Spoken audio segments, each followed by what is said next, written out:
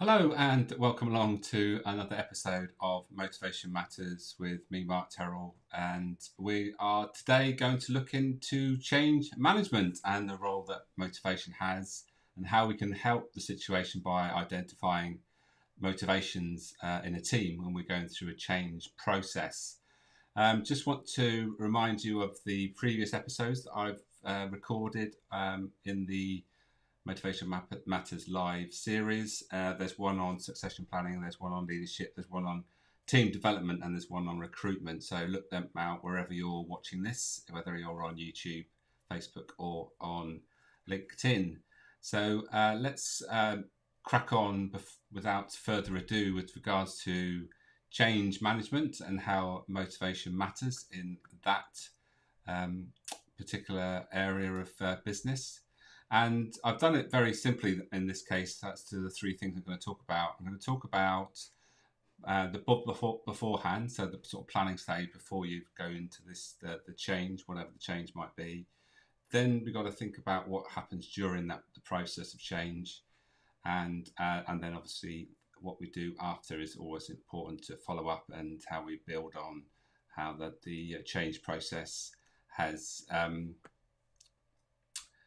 How it's been successfully delivered, I guess you say. There is one thing inevitable in business, that there is always change on the horizon, and we've got to be able to be adaptable to the change and accept it for what it is.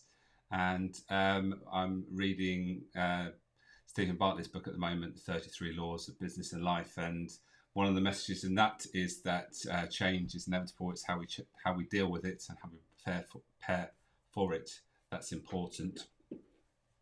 So beforehand, what are the things we need to take into account beforehand before we start during the change process? Well, first of all, we need to address the potential resistance in the team. And we know that not everyone is going to embrace the change, whatever it might be. So we need to be able to address the resistance that potentially is there. And there is a motivational aspect to this, in that some people will be more prone to accept change than others. And so when we know that, then we can actually change our language, change the way we approach things to make sure those people that aren't quite so accepting of change will also be brought on into the process and accept it.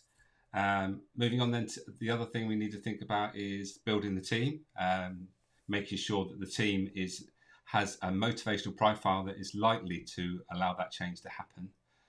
If we only focus on skills, abilities, in other words, then we might actually not achieve what we want, because the people that are in that team they might have the skills, but maybe they might not have the motivations to go the whole length of the project to make sure it's successful, because that might be that they are potentially just not suited to what the change process is designed to deliver.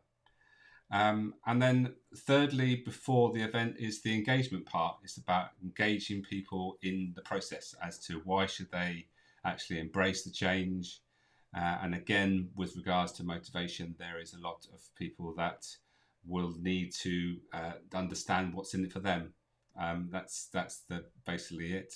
We all come to work for our own reasons, not in a selfish way, but just because we are that way inclined. There are certain things that we want from our work, and if we are engaged in the process, that means there are things that are important to us are being fulfilled, and we are going to be engaged in the process if that's the case. So they're the three things that we need to think or take into account before: is address the resistance, build the team, and make sure that team is going to be engaged. Moving on to what we need to think about during the process. Well, first of all, we need good leadership. And that's obviously essential. Making sure that the person that is leading the team has the abilities, but also the motivations and the reason for the change is something that actually motivates them in some way, because we have to have the person that is leading the team must be the most engaged, must be the most motivated person. Otherwise, that's first of all puts the team on the wrong foot if the person that is leading the team doesn't really believe in the project or the change process. So leadership's key. Next, we need to measure how we are progressing. Again, not necessarily just on the way we are delivering the change, but also the way it's affecting the team. So we can use a tool to do that. And if we do that, if the process is a long process, so maybe over a year or so, then we can check in maybe halfway through the process and see how the motivational profile is being fulfilled. And I'll expand on that in a while about how we can identify, describe, and measure motivation. And then we need to think about, during the process, how we customize the right sort of communication for the team and for the individuals in that team. So there's when we talk about communication, it's not particularly the way we talk, it's about the language we use. That's key. It's the using the things that will keep people on board, engaged in the process, and getting the information in the way that they most prefer. Again, so that's a key element of when we're doing that in that change process, keeping everybody so that they're well informed and they're getting the information in the way that they prefer is key. So that's during. So that's those three elements I think are really important.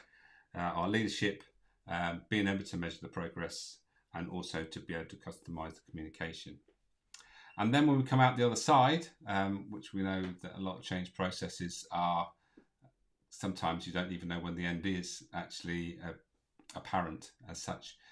But when we have got to the point where it appears that we've delivered the change and the change has been implemented, then there's three things to consider there. One being continuous improvement. So it's about how we improve what's been done.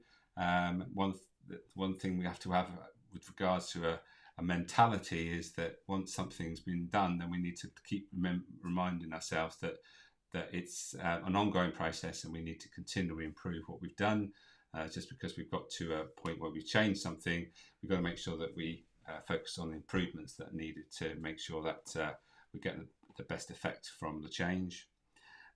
We need to focus on making sure that we don't get a high turnover of team, and the way we can think about that is that when we talk about people that like change, then they might like actually the change process and actually the way things have gone on through the process. And when it gets to the point where things have settled down and there's not much sort of thinking and planning and all the other things that go with a change project, they might get disengaged and leave if we don't think about the implications of that person's motivations not being met. So we need to consider that and maybe move them on sooner into something else, maybe another change project, before they think about leaving the organisation. And on the third note, team development is key. So just because we've had a team that's led a change process, that doesn't necessarily mean that's the right team to lead the process going forward. So we might need to adapt the team. So we might need to move some people in and move some people out. So that's another thing to think about with regards to the end of the process. Once the change has been implemented, how we continue and implement the ongoing sort of implementation of that change. So those are the three things that I think, and they're all linked in many ways to motivation, and that's why motivation matters in this case. And I've already mentioned about the previous episode, so I've touched on leadership. So there's a video about leadership and motivation, which I encourage you to look back on, and team development I've looked at. But what we want to look at is how we can look at the team as a profile and how they're going to accept and develop and actually embrace the change that is ahead of them. So first of all, we need a way of identifying motivation, which I will go through again, which I've done before on these live sessions. First of all, this is the motivational map, 9 motivations to work. And the key is that we identify each individual's motivation using the framework, and then once they've completed the 10-minute online assessment, we then get an individual assessment like this, where each motivation is put in order for the person. So in this case, most important searcher, which is making a difference, down to the least important director, which is being in a position of authority and responsibility. So this person will see their profile and can make sure that the role they have fits those motivations, and that those motivations have been fulfilled in their role as much as possible.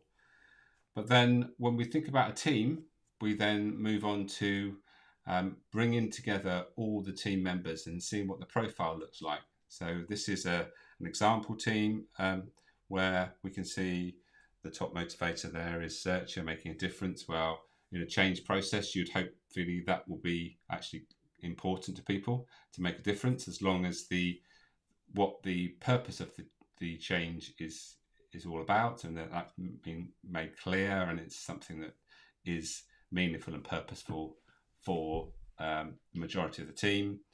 They are creators, high creators, so they like change and innovation, so that's a good thing if they're going through a change process.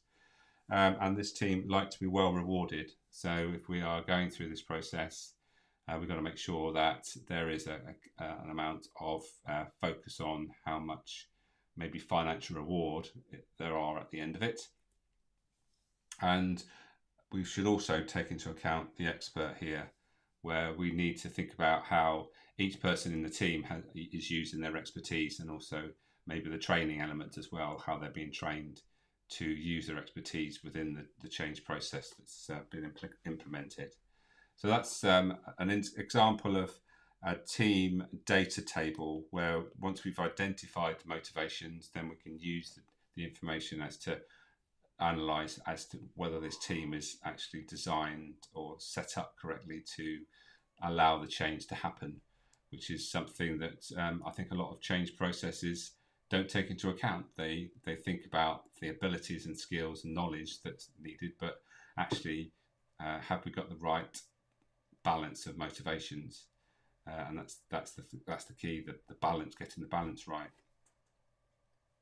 So I just wanted to share with you an example of a team map, and I think this could be quite interesting for some of you with regards to what's included in a team map. So this is an example map I've created, where it's a 22-page document where we go through. There's the background with the motivations.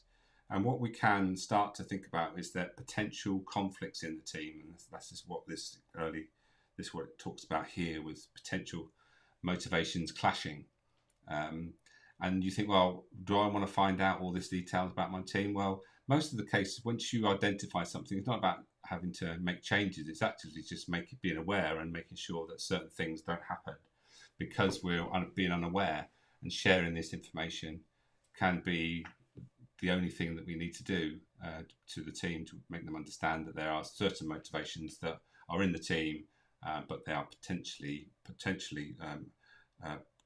conflict between two individuals, because their motivations are opposing, I suppose, are working against each other in some ways. But we need those two motivations to allow the team to be successful.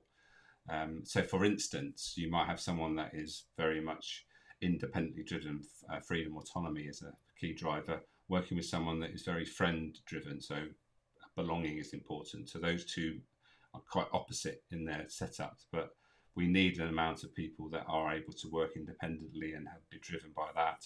But we also need people that bring the team together as and when it's needed. So those two elements are important to the team, so that we can prevent that potential clash if we just highlight the different motivations to the individuals and the overall team. I'm just going to skip back here just while I move past a little bit of potential data that I don't want to share. So just skip one page though. So this is again the back to the team map. There's a background to the 9 motivations, which I've already shared, and then we go to find out the cluster analysis, which gives us an idea of where the main motivations are for the team. But most importantly, it's about understanding where the team profile lies. So this is the the team profile, being high searcher down to low director, similar to the individual map I showed you actually. But we can also look at those potential conflicts that I mentioned. So the red under the yellow means that there potentially is somebody in the team, two people in the team or more, that are potentially motivationally opposing, that we need to make sure that doesn't become a problem. So those are the red dots or red blocks below the orange blocks, means that there's a potential to look into. The team map also goes through the key motivations for the team leader, to make sure that they are clear about the things that they need to focus on with regards to how they lead the team. So a searcher motivated team wants plenty of feedback, and there's some strategies there. This team is also a high defender, so it's about security, stability. So communication is key. So there's again some strategies there for the team leader, and then there's also a strong element of spirit in the team. So again, we need to make sure we take into account the spirit motivation as a key motivation that needs to be fulfilled, and that's very much about giving people their own responsibilities and make sure they're not being overly managed. And then we need to take into account the lowest motivator of the team, and that's in this case director, which is about being responsible and in charge. So if there's nobody that particularly wants to be in charge, then how is this team going to be led if there is nobody particularly responsible for the managing the team? And then the last thing that we need to think about or take into account is how change friendly the team is. So once we know that, we can take that into account with regards to how we lead the team. So you can see that this team is 50% on the change index score.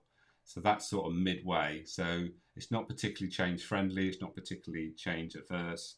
So we need to be a sort of middle of the road when we're leading this team, making sure that we're giving plenty of information, realising there's probably some people in the team that would prefer not to have to change, but if they're well led and they get lots of information, then that shouldn't be a problem. And then we can look at the current motivation of this team. In this case, you can see it's 70% motivated, which is a good score. So we want to maintain that and improve it if we can. And at the end of a process, we can redo the motivations for the individuals and the team and see how it's affected the team from start through to the implementation of the change process. And then there's some details for the team leader of how to analyse the team data and use the team map to its full effect. So there we are. So there's some pointers there with regards to why motivation matters when it comes to change management, some things to take into account with regards to before, during and after the event, and then a way that we can identify, describe and measure motivations for the individuals and for the whole team in the process, to make sure that we are taking into account the motivational profiles of the team and not just focusing on the skills and knowledge and the abilities, which is tends to be the way that most people would